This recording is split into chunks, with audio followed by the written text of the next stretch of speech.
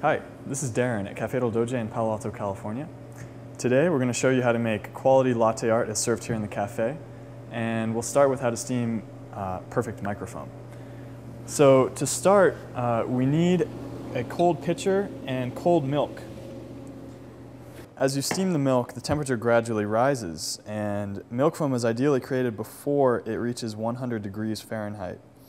And so starting with a cold pitcher and cold milk essentially gives you more time to steam the milk before it reaches that temperature. The three steps you want to follow when steaming milk are essentially as follows. First, you want to stretch the milk, which is where you inject vapor into the milk, thereby creating these bubbles which turn into foam. The second step is texturizing the milk, where you break down those large bubbles into smaller ones, creating microfoam. And the third step is simply turning off the steam wand before the milk reaches 155 degrees. Let's begin. So as I was saying, the first step is stretching the milk, and that occurs when you have the steam wand tip directly at the surface of the milk. You're going to hear this skipping type noise that indicates that it's being stretched. That's basically the sound of vapor hitting the surface of the milk and creating foam. Of course, you also want to maintain a very fast spiral, which you'll see in the milk. And the purpose of that is to essentially texturize it, to break those big bubbles down into smaller ones. You're only going to stretch until it hits about 100 degrees, and you can use a thermometer to check the temperature of the milk as you're steaming it. But ultimately, you'll be able to do it just by touch. And in this, we're going to use chocolate just to give you an idea of what the texture is. It's difficult to pick up with a camera if we just use plain milk. So here we go.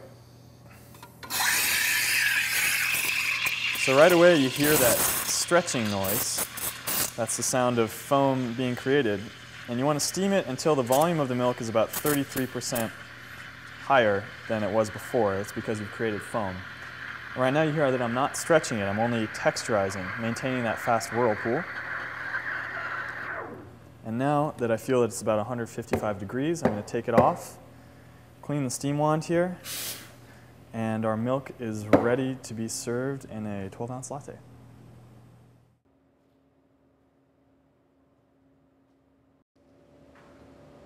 Thanks, Darren. So now, with this milk that you just steamed, we'll show you how to make the perfect 12-ounce latte. First, you'll take your steamed milk and pour it down the side of your 12-ounce latte glass. You want to pour it down the side to prevent unnecessary bubbles from forming in your foam. It's sort of like pouring a nice beer. So after you pour the milk in, you want to leave some space for the espresso. You'll take your shot of espresso, and there's multiple different designs that you can make, but this is my favorite. I make 2 parallel lines in the milk foam, like so.